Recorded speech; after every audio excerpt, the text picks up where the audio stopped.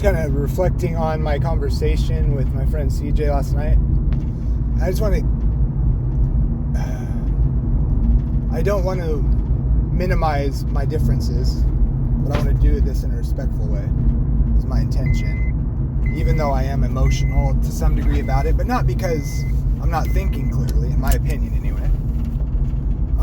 I think it's perfectly fine for me to react emotionally, especially if I'm right about the implications of the Calvinist view.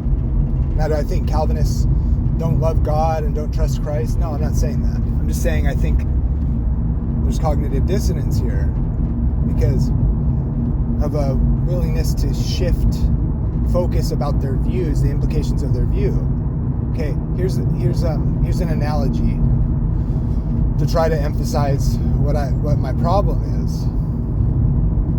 It's with this issue of God determining people to not be able to believe or be saved by necessity. That is, by his decretive will.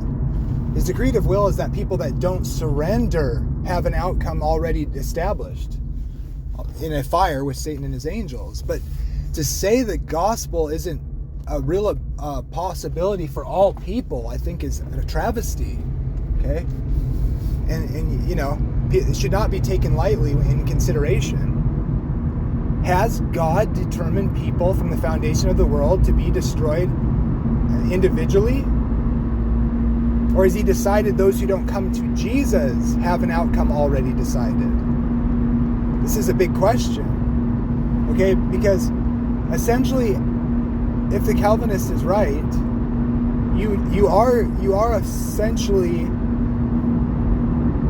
suggesting, which I mentioned last night and nobody took ownership of, that God can do this because it will demonstrate his glory the best. That is, to damn people and destroy their evil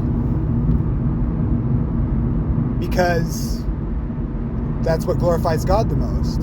But in order to achieve that glory, he has ensured that some people have no chance at being saved because their purpose is to be vessels of wrath. Even though that text that mentions the vessels of wrath said God suffered and was long-suffering with them, patient, which is clearly a reference to their ability and God giving them time to do that, but they didn't because not all things are determined. That's why he gave them, that's why he was long-suffering. Not to pretend that they could but didn't, but that they really could but didn't.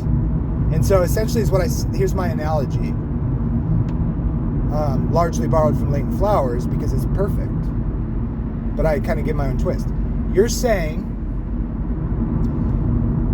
God took people to the precipice of a building, pushed them off, and said, fly, and then punished them for splatting against the ground.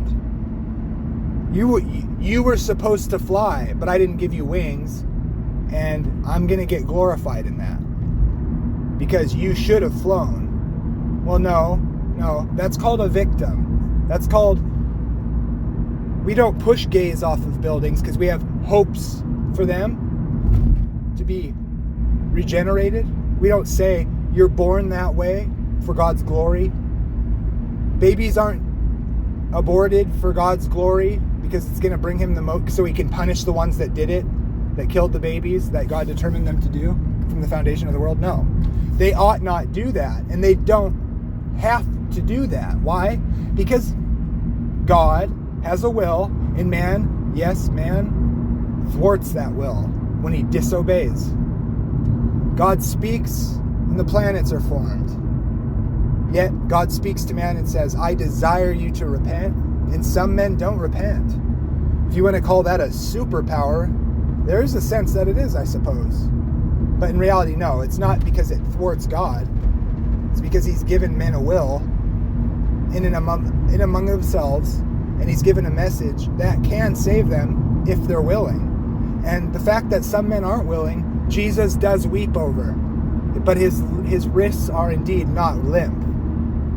But his love desires all men to repent. And if they do, they can be saved.